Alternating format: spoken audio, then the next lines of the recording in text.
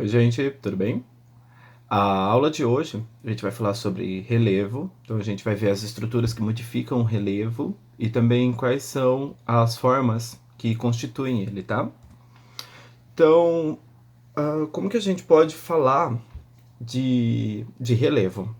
Tinha uma questão dessa na avaliação que eu passei logo no começo, avaliação diagnóstica, e bastante gente colocou que os agentes modificadores do relevo era qualquer coisa que. Aliás, modificação de paisagem que eu tinha perguntado. E muita gente acabou associando paisagem com relevo. E realmente está certo. O relevo ele é a nossa superfície terrestre. E por conta disso, ele vai estar plausível de sofrer modificações. Essas modificações elas podem vir tanto de fora quanto de dentro dele, tá? As forças que atuam dentro do relevo, modificando a sua superfície, a gente estudou na aula passada, que é a tectônica de placa, o vulcanismo e também a questão dos terremotos. Porém, para a gente que vive na superfície, não só nós, mas como outras forças também vão atuar modificando esse relevo, tá? E por que a gente modifica esse relevo? Porque a gente precisa e enxerga a Terra como o nosso meio, nosso habitat e também o meio de subsistência. Então, quando a gente tem um relevo mais plano, ele tem um valor econômico maior para a gente, se torna mais fácil nós habitarmos e se situarmos nele. Já quando o terreno ele é mais acidentado, ou seja, ele é mais íngreme, inclinado, a dificuldade tanto de você gerar uma atividade econômica ali, quanto uma fixação de comunidade, ela se torna um pouco mais difícil para estar ali. Bom, ao contrário das estruturas geológicas que a gente classificava pela composição dela, então os escudos cristalinos, os dobramentos modernos e tudo mais, no relevo a gente vai classificar principalmente por conta da sua forma na superfície, tá? Então, se tem uma forma mais íngreme é uma coisa, se tem uma forma mais baixa é outra e por aí vai. E a ciência que estuda isso é a geomorfologia, que ela é tida como o estudo do relevo do solo. Não, perdão, só do relevo. Do solo é pedologia. Mas isso a gente vê na aula que vem, tá? Então, aqui a gente tem um esqueminha, já do que eu já adiantei na introdução, de que os agentes internos, que a gente estudou na aula passada, e aqui a gente tem os agentes externos, que são as geleiras, o vento, o intemperismo, as águas correntes, as forças do oceano, e também a gente tem a ação antropológica, que é a ação do homem, que ela também vai atuar como agente modelador de relevo. Com isso, dentro do que vai modificar esse relevo, vai modificar a nossa superfície, a gente tem o que chamamos de processo de erosão, que ele é um processo de modelagem, e ele ocorre por 3 etapas. Pelo desgaste do material, ou seja, o desgaste da rocha, o transporte desses fragmentos que foi soltado da rocha, soltos da rocha, aliás, e pela deposição desses fragmentos em algum lugar. O que pode acontecer? Se você tem uma rocha ou uma montanha, o topo dessa montanha, por estar mais alto, vai estar mais exposto, ele vai ser gasto mais rápido do que sua base. Esses pedaços gastos vão ser sempre carregados, por conta da gravidade, eles vão acabar parando na posição mais baixa do relevo e vai ser depositado ali, tá? Vamos falando por partes, então. Quem vai fazer esse desgaste dessa rocha? É o que a gente chama de intemperismo, tá? Então são todos esses processos que ocorrem fora do solo, então, ou seja, é acima da superfície, e esses processos vão desgastar essa rocha. Eu tenho vários esquemas aqui, mas só para vocês começarem a imaginar o que é o intemperismo, a gente pode ter, por exemplo, a chuva batendo na rocha, então o peso da gota caindo vai acabar com os milhares de anos passando, machuca essa rocha, quebra ela, a pisada de um animal passando por cima, o atrito de uma rocha com outra rocha, o vento batendo, a água escorrendo, tudo isso são intemperismo, tá? Então, com isso, a gente consegue classificar eles em intemperismo mecânico ou físico e o intemperismo químico. O mecânico, ele pode ser causado principalmente por conta da temperatura, a variação de temperatura e também pelo volume, que vai estar uma coisa associada com a outra, e o químico por conta da ação principalmente da água nos minerais da rocha.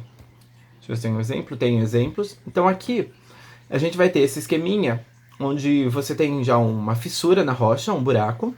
Esse buraco, por conta de uma chuva ou alguma situação, ele é preenchido por água.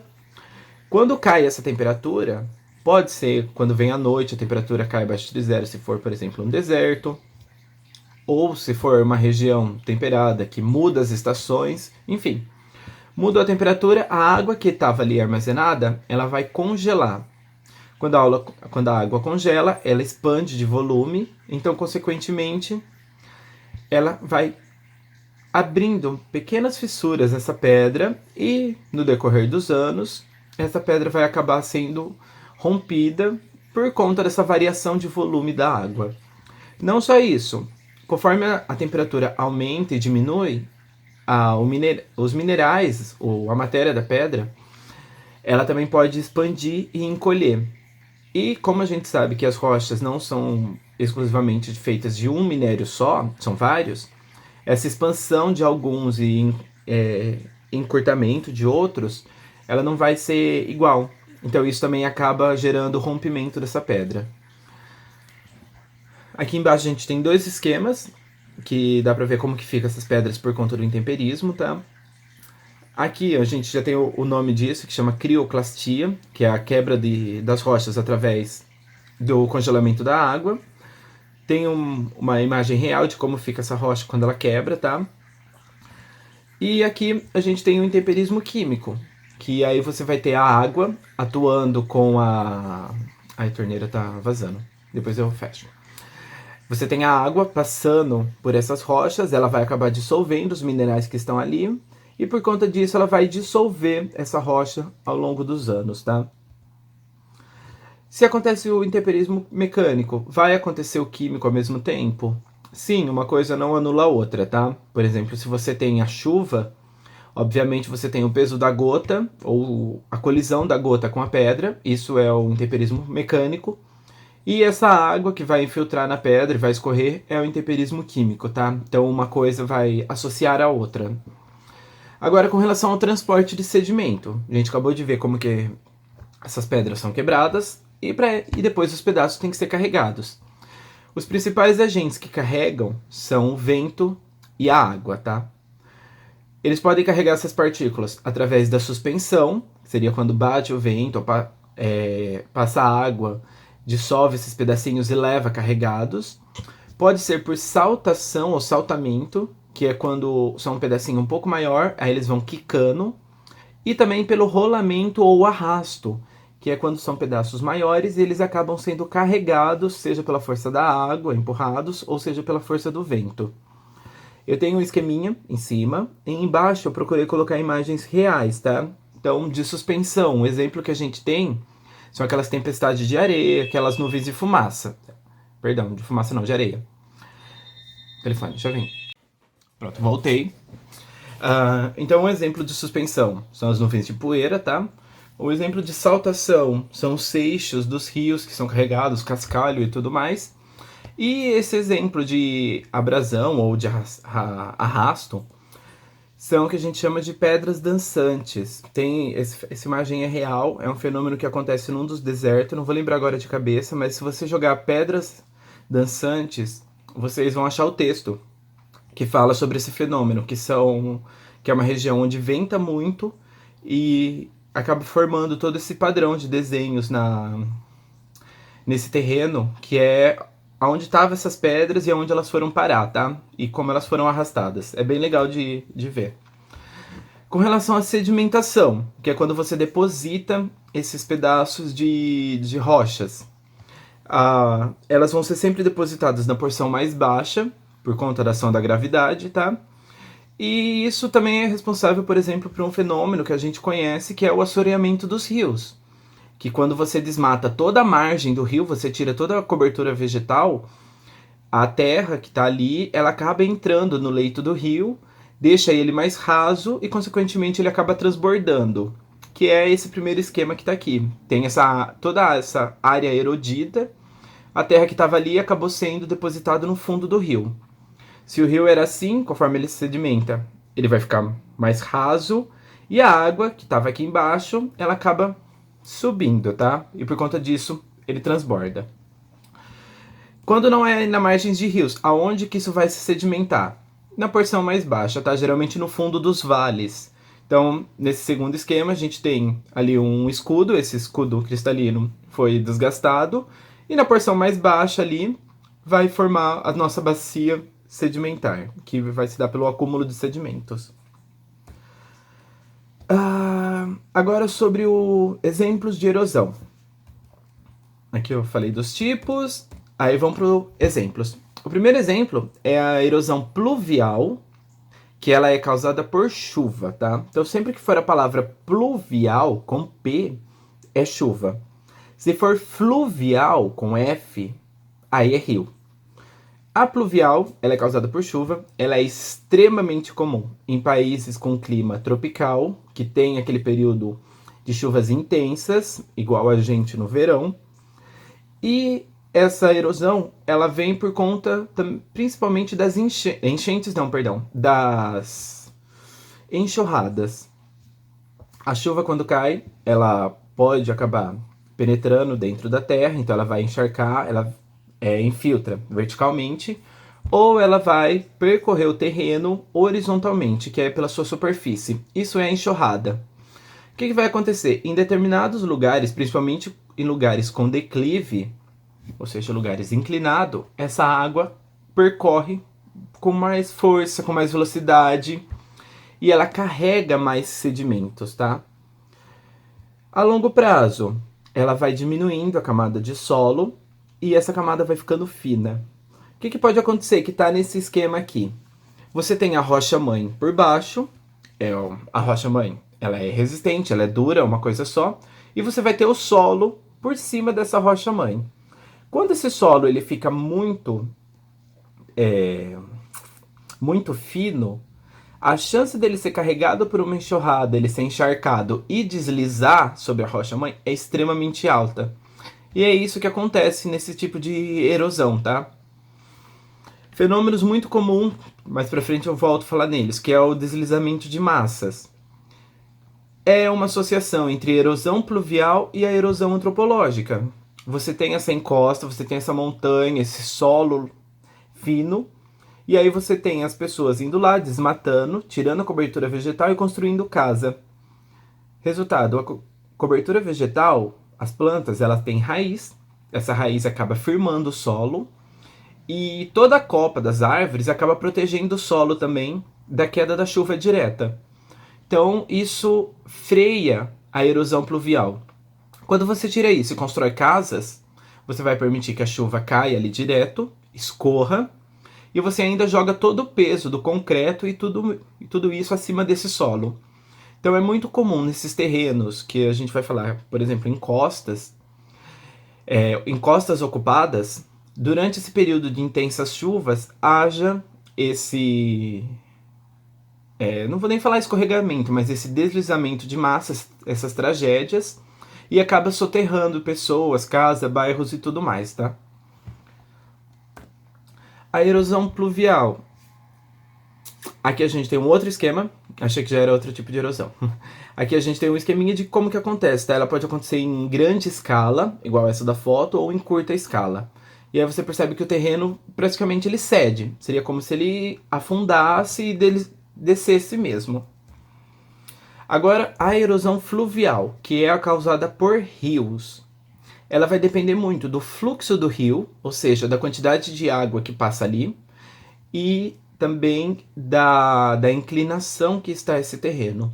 Se é um terreno muito inclinado, esse rio vai descer mais rápido, então, consequentemente, ele vai acabar cavando o seu entorno, as suas margens. Então, vai ficar igual esse esquema da primeira foto.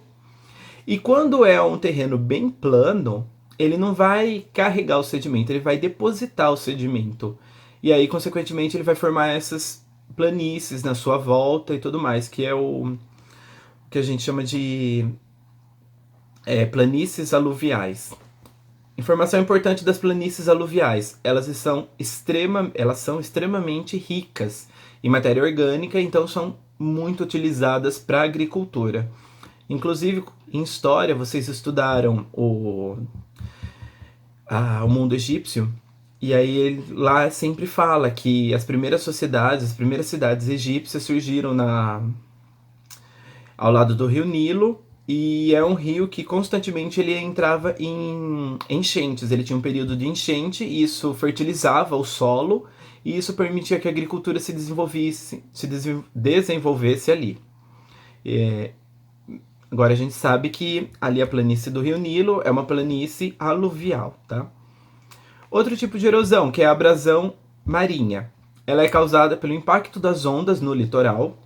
Se esse impacto for nos escudos cristalinos, vai originar principalmente as falésias. Tem outros tipos de formação que está aqui no esquema. E quando é nas bacias sedimentares, por elas serem mais frágeis, vai se formar as barreiras. Esse sedimento ele é quebrado e ele é carregado, e depois vai se formando essas barreiras, que é aquele terreno mais plano debaixo d'água, tá? As praias também são causadas pela erosão marinha, só que no caso elas são o acúmulo de sedimentos trazido pela força das marés, tá?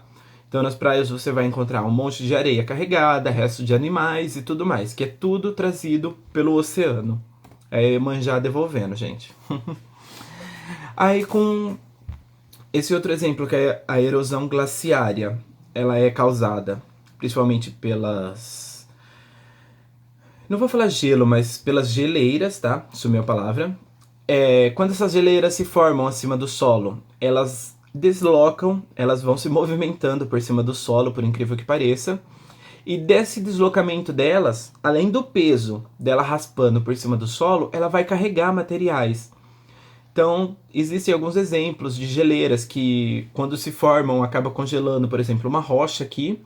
E aí, conforme elas vão se deslizando, nos milhares de anos que se passam, elas levam essa rocha para outro lugar. Uma formação importante das geleiras são os depósitos de argila, que a gente chama de morainas. Esses depósitos de argila foi tudo sedimentos que foi carregado por esse gelo, e aí quando ele foi derretido, acabou se sedimentando ali. E aqui a gente tem algumas imagens e esquemas de como que acontece, tá? Então, por exemplo, nesse esqueminha aqui dá para perceber que você tinha uma geleira, como se fosse um cano passando ali. E hoje, que já não existe essa geleira, a gente já saiu do período glacial, fica esse vale gigantesco onde antes foi uma geleira. A erosão eólica é causada pelo vento. Esse vento ele vai carregar bastante partículas, também vai causar o choque dessas partículas com outras rochas, o que leva ao atrito e, consequentemente, desgasta essas rochas, né? Então, essa primeira foto, que lembra bastante o Papaléguas, o coiote do Papaléguas, o cenário que eles estavam, ela existem mesmo reais, e elas são mais desgastadas embaixo, porque o vento na superfície carrega muito mais sedimentos do que o vento acima. Então, esse vento daqui ele vai carregar mais poeira, mais terra, essa terra vai se chocar com essas pedras e, consequentemente, vai desgastando elas, por isso que ela acaba ficando fininha assim, como se fosse um peão. Outra característica, as dunas. Esses bancos de areia gigantescos que estão sempre em movimento, tá? Por incrível que pareça, as dunas do Maranhão, as dunas do deserto, elas não são estáticas, elas sempre estão indo para um lado para o outro, e quem causa isso é o vento. Como são ventos constantes, eles vão sempre assoprando, e aí eles vão empurrando essas dunas.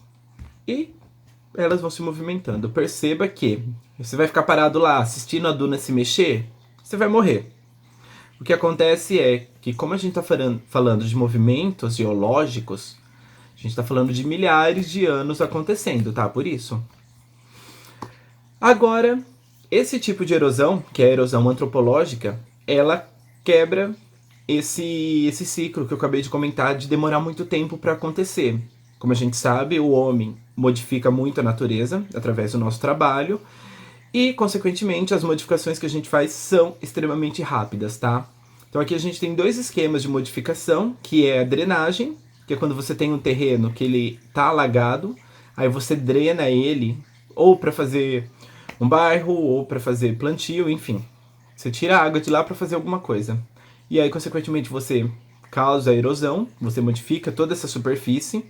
E também o assoreamento, que é quando a gente acaba desmatando toda a mata ciliar de um curso de água, ou aí nesse caso da foto, além de você tirar toda essa mata ciliar, você ainda desmata toda a outra vegetação para usar para agricultura.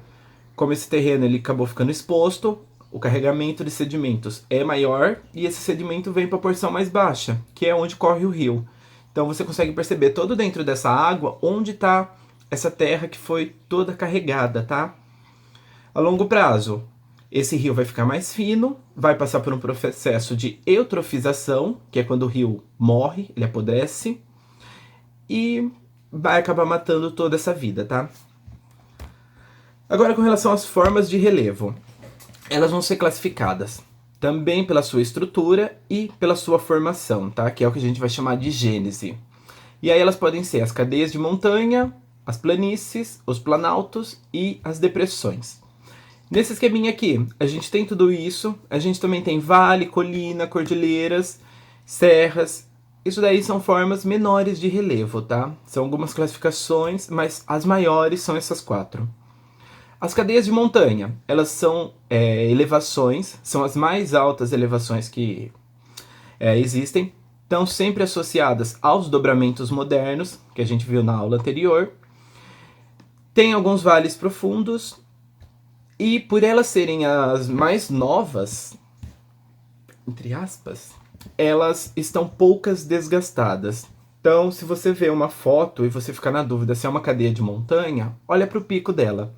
Se tiver os picos bem íngremes, significa que é uma cadeia de montanha, é um dobramento moderno, tá? O segundo tipo que a gente vai ver, que são os planaltos, a gente já percebe que começa a ser o oposto. Os planaltos, eles vão ser principalmente constituídos de escudos cristalinos, então são mais velhos que as cadeias de montanha. Tem uma altitude mediana, mais alta também, e eles vão formar os morros e as serras, tá?